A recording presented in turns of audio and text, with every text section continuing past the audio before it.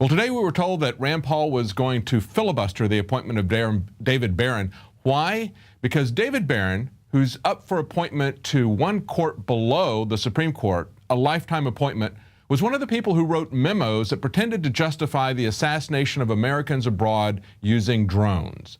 This is why the filibuster was cut short. This nomination would not go forward were it not for the elimination of the filibuster. Some say the filibuster was, that was obstructionism. The filibuster was also, in many cases, about trying to prevent extremists from getting on the bench. Now, Rand Paul and Senator Grassley were trying to get these memos released to the public. Finally, since this happened in 2011, 3 years after the fact, Obama has finally released this for senators to take a look at it. But it's still not available for the public, nor will it be until after they've made this decision. But Rand Paul wanted to talk about what's really involved here with due process. It's not just about transparency. It's about death by accusation and what has happened to our due process. The debate is not about transparency. It is about the substance of the memos. I cannot and will not support a lifetime appointment of someone who believes it is okay to kill an American citizen not involved in combat without a trial. Glenn Greenwald writes this about both the Bush and the Obama administration. He says the core of the distortion on the war on terror under both Bush and Obama is the Orwellian practice of equating government accusations of terrorism with proof of guilt. Due process cannot occur in secret, but it also can't occur in one branch of government. This is a fundamental misconception of the president. The president believes, with regard to either privacy in the Fourth Amendment or to killing American citizens, and with regard to the Fifth Amendment, he believes that if he has some lawyers review this process, that is due process. This is appalling because this has nothing to do with due process. He also had this to say about reasonable doubt and how that's been replaced by imminent. And pay attention to what they've done to the definition of the word imminent. When we talk about convictions, we talk about the conviction or the bar for conviction being beyond a reasonable doubt. So you can pretty much think, you can be in a jury pool and pretty much think someone killed someone. You got a suspicion, you have an inclination they're probably guilty, but you're supposed to be so convinced that it's beyond a reasonable doubt. In these memos, there's a different standard. Realize what the standard is from the person who will we now be pointing to a lifetime appointment, one step below the Supreme Court. The standard is that an assassination is justified when an informed, high-level official of the U.S. government has determined that the targeted individual poses an imminent threat of violent attack against the United States. The interesting thing about an imminent attack is we really don't go by much the plain wording of what you would think would be imminent anymore.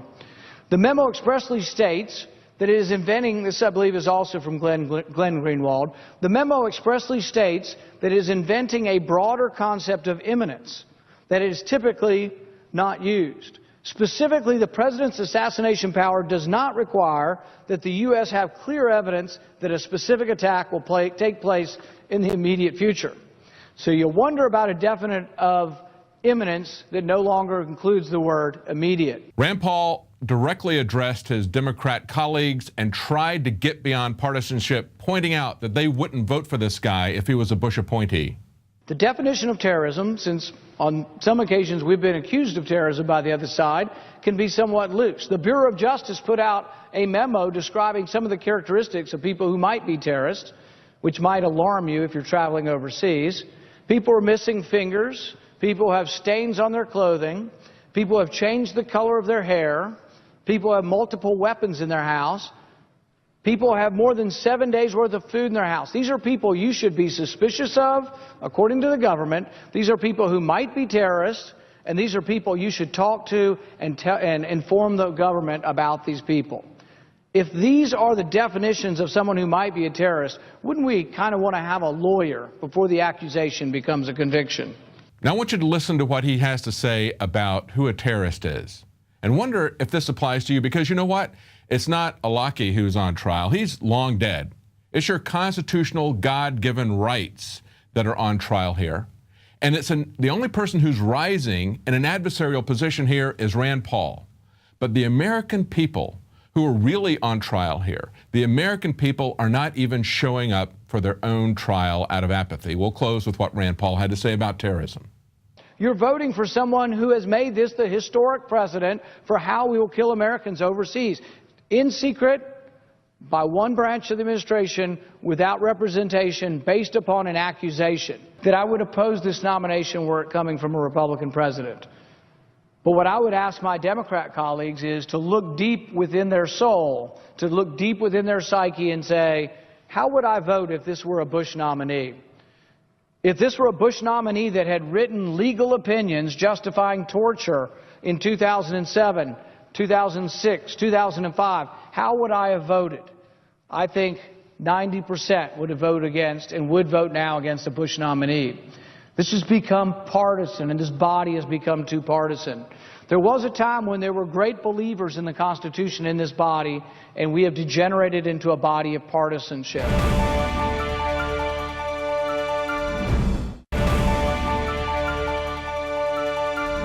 All right, today we're going to welcome Anna Judd in the studio today. She is doing a run across America for veterans awareness and suicide prevention. Now, just tell me a little bit about why it is you're doing it and what it is, what you're supporting, just an overall.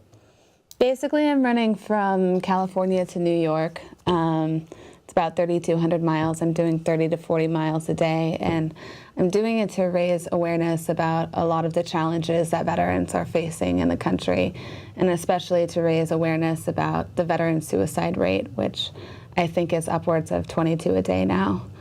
Yep. Yeah, and also trying to raise some awareness about some alternatives that veterans might have if they're not getting like the care that they need from the VA for psychological problems. And I think that physical activity is a really good coping mechanism for some of those things. So I heard you carried something with you when you ran. What is that? Oh. Well, in the beginning, I was carrying rocks that were painted with portraits of fallen soldiers, and I have no longer been able to carry those because they got to be too heavy. Yeah. Running 40 miles a day is already strenuous enough, but I keep them in my heart when I'm running as much as I can, and that pushes me forward when I think about just the 22 that will die today, you know. Yeah, that's amazing that you're doing this. And you are running for Team RWB. What does that stand for? Team RWB is Team Red, White, and Blue. It's basically an organization, and they bring together civilians and veterans for physical activities and athletic events and social events too. They kind of create a new network of support for veterans who have left the military and have lost a network of support. And it's basically like a new family. So do you get a chance to talk to a lot of veterans throughout your run? Have you met any really cool soldiers out there, Marines, Airmen, Navy? Yeah. Yeah, so many. And a lot of them have come out to run with me. Just when I was running my last run through Fort Worth, a guy came out and he said he had never run more than 13 miles before. And he ended up running 27 with me. And that's kind of been the trend. Like I'm supporting veterans, but they're showing up in big numbers out there when I'm running, and they're running with me, and to show solidarity and their support for each other as well. Do you ever have you heard any input from some of these soldiers too about the allegations and stuff going on with the VA scandal? Have you heard any of their inputs? I mean, have they had a lot of the problems too that they're talking about, long wait times, you know, not being, you know, given that health care that they're supposed to be given when they come back from combat? Yeah, it seems to be the major complaint from a lot of the guys and girls that I talk to. Before I even left for this trip, we interviewed probably 11 or 12 different veterans on film, trying to learn about the problem and trying to learn firsthand what it was that they're going through. And they complained about long wait times at the VA and not getting the care that they need. And a lot of them said that when they go to the VA for PTSD or anxiety or depression, they just get a bunch of pills pushed out at them. And a lot of them said they were taking up to like between 10 and 30 different prescriptions Yeah, a day. A day, per day, yeah. So tell me about you're getting money per mile you run, I heard. So how much are you getting per mile, and what does that money go to? Basically, I'm using an app. It's a smartphone app called Charity Miles. And for every mile that I run, corporations donate money on my behalf to a charity that I choose. And there are 28 different charities on this app that you can choose from. And so I'm actually carrying 2 cell phones on me when I run, and I'm raising money for both the Wounded Warrior Project and Team Red, White, and Blue. And for every mile that I run, I earn 25 cents, which is not a lot, but I'm trying to get other people to also start running. I created a team. It's called #RunAmerica.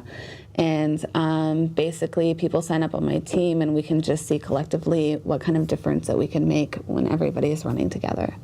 That's awesome that you're doing this. I mean, from me being a veteran too, I know a lot of the guys appreciate seeing someone step up and kind of speak out for a lot of their problems as well. I spoke to a buddy earlier, and he's heard of your team RWB, and he's a big fan of it. So I know it means a lot to him, and it means a lot to me as well.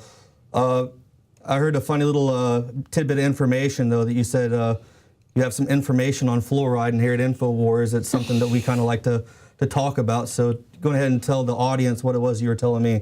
Well, I mean, I don't know too much about fluoride, but my grandfather worked on the Manhattan Project. His name was Gerard Judd, and my whole life he's been telling me about the evils of fluoride.